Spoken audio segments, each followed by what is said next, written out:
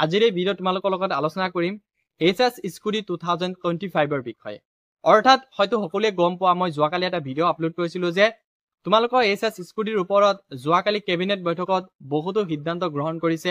লগতে এই কেবিনেট বৈঠকত কি কথা কোৱা হৈছে তোমালোকক HS স্কুটিৰ বিষয়ে, কোনসকল ছাত্ৰ-ছাত্ৰীক এইটো বৰ্ষত স্কুটি প্ৰভাইড কৰা হ'ব। লগতে যদি তুমি ভাবি আছা যে আমি JEE নিটৰ কাৰণে কোচিং কৰিবলৈ বাহিৰত যাম, তেনেহলে এইটো বছৰত অৰ্থাৎ 2025 বৰ্ষত তোমালোকক স্কুটি দিয়া হ'বনে নাই, লগতে স্কুটি লাভৰ কাৰণে তোমালোকক কি ডকুমেন্টছ থকাটো বাধ্যতামূলক আৰু ৰেজিষ্ট্ৰেচন কেতিয়াৰ পৰা আৰম্ভ হ'ব, এনেকুৱা সকলো ধৰণৰ প্ৰশ্নৰ উত্তৰ তোমালোকে আজিৰ এই ভিডিঅ'ৰ শেষলৈকে পাই যাবা।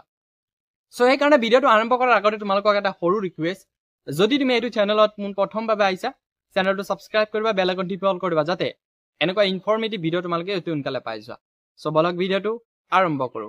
স্ক্ৰীনত তোমালোকে চাব পাৰিছা যে যোৱাকালি কেবিনেট বৈঠকত ইতিমধ্যে তোমালোকক HS স্কুটিৰ বিষয়ে এটা গুৰুত্বপূৰ্ণ সিদ্ধান্ত গ্ৰহণ কৰিছে যে যোনসকল ছাত্ৰ-ছাত্ৰী এইটো বৰ্ষত অৰ্থাৎ HS 2025 তোমালোকে 80% পাবলৈ সক্ষম হৈছা বা 80ৰ ওপৰত পাবলৈ সক্ষম হৈছা, সেইসকল ছাত্ৰ-ছাত্ৰীক কি কৰা হ'ব, এইটো বছৰত এটাকৈ স্কুটি দিয়া হ'ব বুলি তেওঁলোকে সিদ্ধান্ত গ্ৰহণ কৰিছে। আৰু সেই নিউজটো মই অলৰেডি যোৱাকালি এখন ভিডিঅ'ৰ জৰিয়তে জনাই দিছিল আৰু সেই ভিডিঅ'ত মই ভালকে বুজাই দিয়া নাছিলো। সেইকাৰণে ভাবিলো আজিৰ এটা ভিডিঅ'ত ধুনীয়াকে অকল স্কুটিৰ বিষয়ে তোমালোকক এটা ভিডিঅ' বনাই অৱগত কৰাই দিওঁ। সো বহুতে সেই ভিডিঅ'ত কমেন্ট কৰিছিলে যে 80% যেহেতু ৰাখিছে আমাক 80% দিব নালাগিছিলে, 60 আৰু 75ত ৰাখিব লাগিছিলে। তোমালোকে এটা কথা মন কৰিবা, যোৱা বছৰ এই স্কুটি লৈ কেনে বহুত কন্ট্ৰভাৰ্সি হৈছিলে আৰু তেতিয়াই ডক্টৰ ৰণাল্ড পেগু ডাঙৰীয়াই কিন্তু ইতিমধ্যে ঘোষণা কৰি দিছিলে যে অহা বছৰৰ পৰা যোনসকল ছাত্ৰ-ছাত্ৰী তোমালোকে স্কুটি লাভ কৰিব খোজা, তেনেহলে তোমালোকে HS অৰ্থাৎ উচ্চতৰ মাধ্যমিক চূড়ান্ত বৰ্ষ পৰীক্ষাত তোমালোকক 80 বা 80ৰ ওপৰত নাম্বাৰ দেখুৱাব পাৰিলেহে তোমালোকে এটাকৈ স্কুটি লাভ কৰিবা। আৰু সেই মৰ্মে কি কৰিলে, যোৱাকালি কেবিনেট বৈঠকত ইতিমধ্যে সিদ্ধান্ত গ্ৰহণ কৰিলে যে আমি এইটো বছৰত যোনসকল ছাত্ৰ-ছাত্ৰী 80 বা 80ৰ ওপৰত নাম্বাৰ পাবলৈ সক্ষম হৈছে সেইসকল ছাত্ৰ-ছাত্ৰীকহে কি কৰিম, এইবাৰ আমি স্কুটি প্ৰভাইড কৰিম। সো ইয়াত আৰু আন্দোলন কৰি একো নাই বা দুখ প্ৰকাশ কৰি আৰু তোমালোকৰ একো লাভ নহব। এই কথাটো যোৱাকালি কেবিনেট বৈঠকত কোৱা নাই যে 80% পালে তোমালোকে স্কুটি লাভ কৰিবা, এইটো যোৱা বছৰৰ পৰাই কিন্তু তোমালোকক অৱগত কৰাইছিলে। যোনসকল ছাত্ৰ-ছাত্ৰীয়ে চিৰিয়াছলি হৈছিলে কথাটো, তেওঁলোকৰ হয়তো 80% পাবলৈ সক্ষম হৈছে আৰু যোনসকলে ছাত্ৰ-ছাত্ৰী তোমালোকে অলপৰ কাৰণে ৰখি গৈছা, সো এতিয়া দুখটো তোমালোকৰ নিজৰ ওপৰত দিব নালাগে, লাকৰ ওপৰত দিব লাগিব। কাৰণ যোৱা বছৰ স্কুটি হয়তো বহুত ছাত্ৰ-ছাত্ৰীয়ে পাইছে কন্ট্ৰভাৰ্সি, বহুত কাজিয়া কৰি স্কুটি পাইছে। এইটো বছৰত যদি তোমালোকে তেনেকুৱা ভাবা যে আমি নিউজ পৰ্টেল আনি কেনে তেওঁলোকক আমি অৱগত কৰাম যে এইবাৰ 60 বা 75ত দিব লাগে, তেনেহলে কিন্তু নহব। অলৰেডি কেবিনেট বৈঠকত এই সিদ্ধান্ত গ্ৰহণ কৰিছে। 80% পোৱাৰ কিছুমান ছাত্ৰ-ছাত্ৰী এতিয়া ভাবি আছে যে আমি অসমৰ বাহিৰত গৈ কেনে আমি JEE নিটৰ কাৰণে আমি কোচিং কৰিম।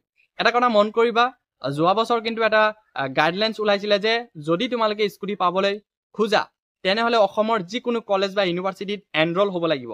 মই আৰু এটা ভিডিঅ'ত ধুনীয়াকে কৈ দিছো, আজিৰ এইটো ভিডিঅ'ত তথাপিও মই তোমালোকক অৱগত কৰাও যে এইটো ভুল নকৰিবা। যিহেতু সমৰ্থ পৰ্টেলত ইতিমধ্যে ৰেজিষ্ট্ৰেচন চলি আছে, তোমালোকে জাষ্ট স্কুটি পোৱাৰ কাৰণে যিকোনো কলেজত তোমালোকে এনৰোল হৈ লোৱা, তাৰপিছত JEE কৰা, নিট কৰা বা কোচিং কৰা, সেল্ফ ষ্টাডি কৰা, তোমালোকে কৰি থাকিবা।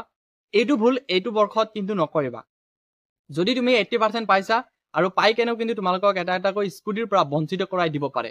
প্ৰথমে কি কৰিব, তোমালোকক এটাকৈ লিষ্ট ওলাব, গাৰ্লছৰ ওলাব, বয়ছৰ ওলাব আৰু ষ্ট্ৰীম ৱাইজ ওলাব, আৰ্টছ ষ্ট্ৰীমৰ ওলাব, কমাৰ্চৰ ওলাব, সায়েন্সৰ ওলাব। যেতিয়া তোমালোকে এই লিষ্টৰ নামটো তোমালোকৰ নামটো চাব পাৰিবা, তেতিয়া তোমালোকক ডকুমেন্টছ ভেৰিফিকেশ্যন কৰিব দিব।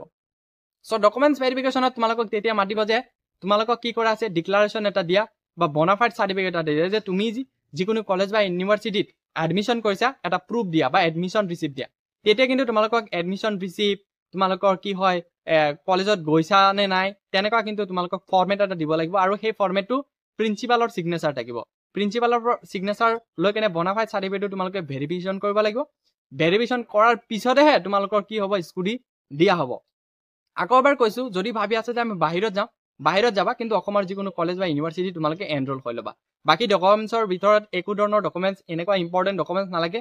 জাষ্ট তোমালোকক ID প্ৰুফৰ কাৰণে ভোটাৰ কাৰ্ড, আধাৰ কাৰ্ড, পেন কাৰ্ড বা স্কুল ID তেনেকা হলে হৈ যায়। লগতে তোমালোকক কি নালাগে, বেংক পাছবুক, কিছুমানে কৈ থাকে যে বেংক পাছবুক লাগিব নেকি, তেনেকা একো নালাগে। RC আৰু ড্ৰাইভিং লাইচেন্সৰ কাৰণে বাৰু কিছুমান তথ্য লাগিব, সেইখিনি বাৰু যেতিয়া লিষ্ট ওলাই, এইটো বছৰত বা কেনেকুৱা লিষ্ট ওলাব বাৰু নাজানো। যোৱা বছৰত একেবাৰে নৰ্মেল ডকুমেন্টছ লৈ কেনে তেওঁলোকে এই স্কুটি লাভ কৰিছে বাকি এতিয়ালৈকে আবেদন প্ৰসেস ষ্টাৰ্ট হোৱা নাই যেতিয়া আবেদন প্ৰসেস ষ্টাৰ্ট হ'ব তোমালোকক এইটো চেনেলত জনাই দিম সো আবেদন প্ৰসেস ষ্টাৰ্ট হোৱাৰ আগতে তোমালোকক এখন লিষ্ট ওলাব আৰু সেই লিষ্টত নাম থাকিলেহে তোমালোকক আবেদন কৰিব পাৰিবা সো আকবাৰ কৈছো ভুল যাতে নহয় এইটো বছৰত তোমালোকে 80% পালেহে স্কুটি লাভ কৰিবা আদাৰৱাইজ তোমালোকে স্কুটি লাভ নকৰিবা ধন্যবাদ